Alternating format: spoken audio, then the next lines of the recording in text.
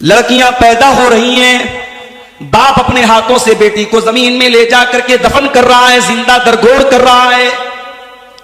बेटी का पैदा होना बाप के लिए कलंक माना जा रहा है।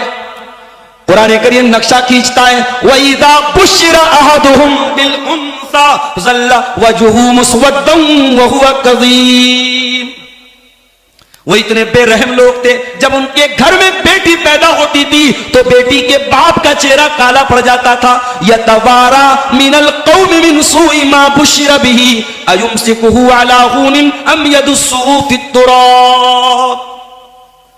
बेटी का बाप सोच में पड़ जाता था, बेटी को पालूंगा समाज में अपमानित होना पड़ेगा, और दूसरा रास्ता यह है कि बेटी को ले जाके मिट्टी में जाके दबा दूं, दफन कर दूं।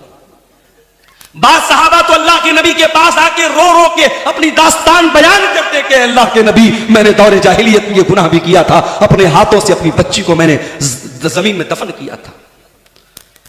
मेरी प्यारी मां और बहनों, इस्लाम ने इस अत्याचार को रोका, मेरे नबी ने इस अत्याचार को रोका और दुनिया को मैसेज दिया, पैगाम दिया कि बेटी जमीन में जिंदा दफन करने की चीज नहीं है, बेटी तो सीने से लगाने की चीज है। बेटी कलंक नहीं है, बेटी तो रहमत है। बेटी अफसोस करने की चीज नहीं है, बेटी तो खुशी मनाने की चीज है।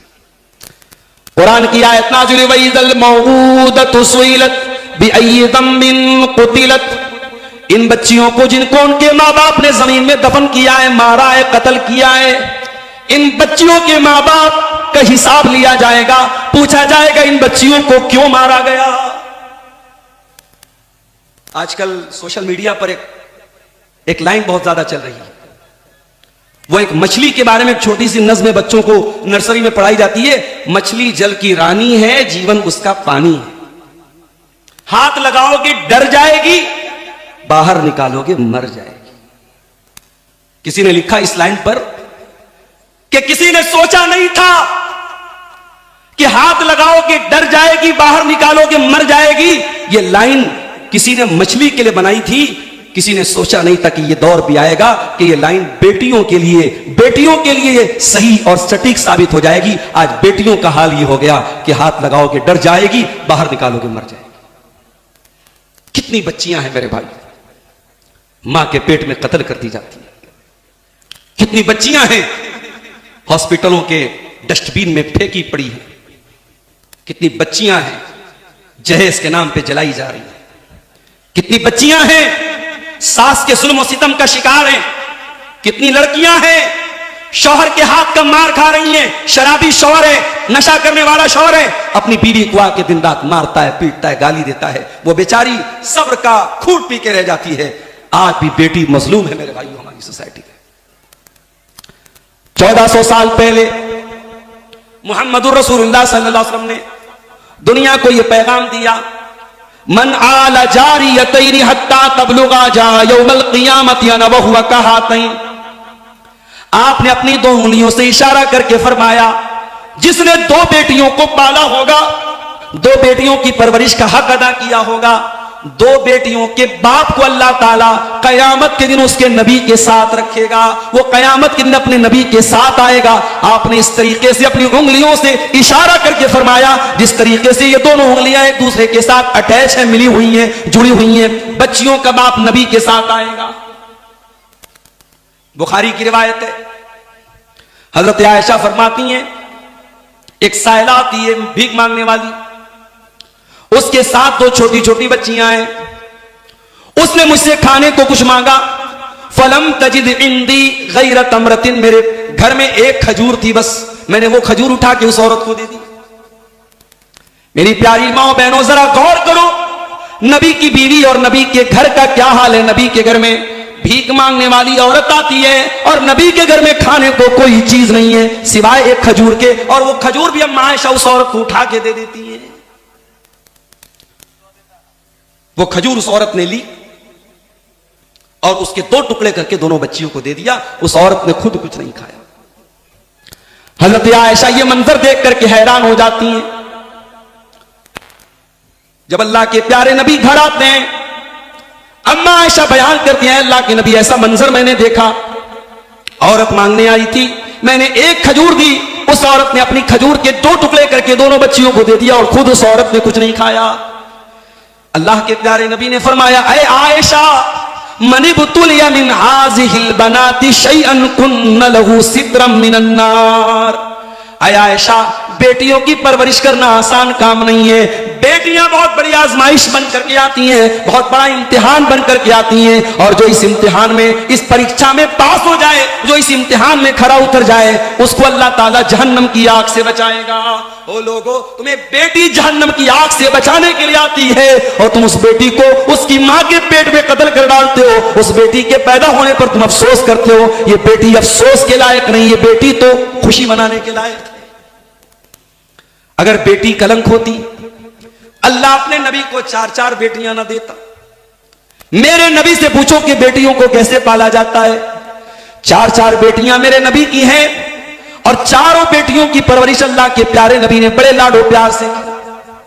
आपकी सबसे छोटी बेटी हजरत फातिमा ज़हरा रजी अल्लाह तआला अन्हा जब कभी मिलने के अपने बाप से आती थी, अपने अब्बा से आती थी, बुखारी की रिवायत है, अम्मा आयशा फरमाती हैं, रहबा भी इब्नतिही, अल्लाह के प्यारे नबी अपनी बेटी को मरहबा कहते थे, वेलकम कहते थे, खुशामदीद कहते थे। अपनी बच्ची को आगे बढ़कर के उसके हाथ को चूम लेते थे और अपने बाजू में, अपने बगल में, अपने करीब में अपनी बेटी को बिठाया करते थे। ओ लोगों, बेटियों को प्यार देना, बेटियों को इज्जत देना, बेटियों को लाडो प्यार करना, ये मुस्तफा की सुन्नत है, ये नबी की सुन्नत है।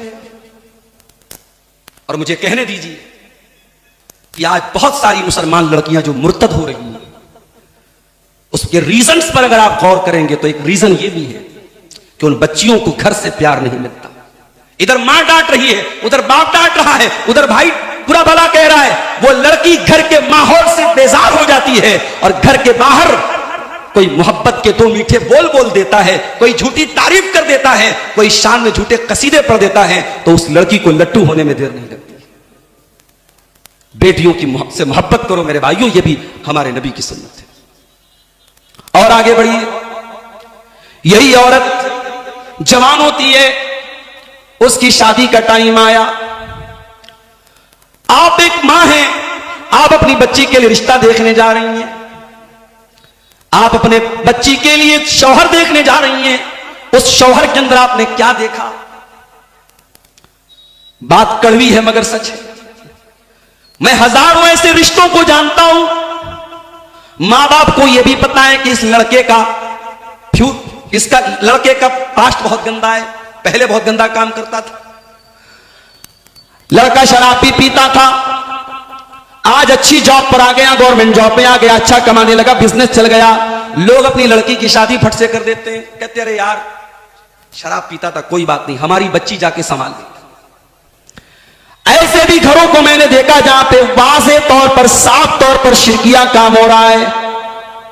जहां पे शिरक हो रहा है वहां पर भी बेटियों का रिश्ता कर दिया जाता है, ये कहकर के हमारी बेटी जाकर के माहौल को सुधार देगी, हमारी बेटी जाकर के वहां के दाग को साफ कर देगी। माफ करना मेरे प्यारे भाइयों, आपकी बेटियां कोई सर्फ एक्सेल तो नहीं है, कोई डिटर्जेंट पाउडर तो नहीं है कि आप उनके जरिए अपने दामाद के दाग को साफ करें और आप उसकी गंदगियों को साफ करें। जब रिश्ता देखने जाओ तो दीनदार दामाद तलाश किया करो, दीनदार रिश्ता तलाश किया करो। अल्लाह के नबी फरमाते हैं, इदा खतब इलैकुम मिम्मन तरज़ौना दीनहु व खुल्क़हु फज़व्विजू। जब तुम्हारे लड़कियों के लिए ऐसा रिश्ता आ जाए, लड़का दीनदार है, लड़का बाअखलाक है, तो उससे शादी कर दो। ये मत देखो कि कितनी प्रॉपर्टी है, कितना कमा रहा है। अगर कमा रहा है, इज्जतदार घर का लड़का है, दीनदार घर का लड़का है, अच्छे अखलाक वाला लड़का है, निकाह कर दो। अगर ऐसा नहीं करोगे ज़मीन में फितना और फसाद फैलेगा। आज रिश्ते की बड़ी कंडीशन हमारे यहां, मेरा जुमला नोट कर लो, तुम निकाह को जितना मुश्किल बनाओगे जिना उतना आसान होता चला जाए। लड़कियों के रिश्ते आज अच्छे रिश्ते आते हैं, मां बाप रिजेक्ट कर देते हैं, नहीं साहब हम नहीं करें। क्यों? घर बहुत छोटा है, घर बहुत छोटा, हमारी लड़की कहां रहेगी? हालांकि अपना घर ऑलरेडी बहुत छोटा है, मगर लड़की को कहां भेजेंगे? शीश महल में भेजेंगे। अपनी शर्तों को मेरे भाइयों थोड़ा डाउन करो, थोड़ा कम करो। दीनदारी है, रिश्ता कर दो। दुनिया के स्टैंडर्ड, दुनिया के मेयार पर अगर आप रिश्ते करने निकलोगे, लड़कियों की उम्र निकलेगी। ये जमाना सहाबा का नहीं है, ये जमाना ताबईन का नहीं है, ये कुर्बे कयामत का दौर है।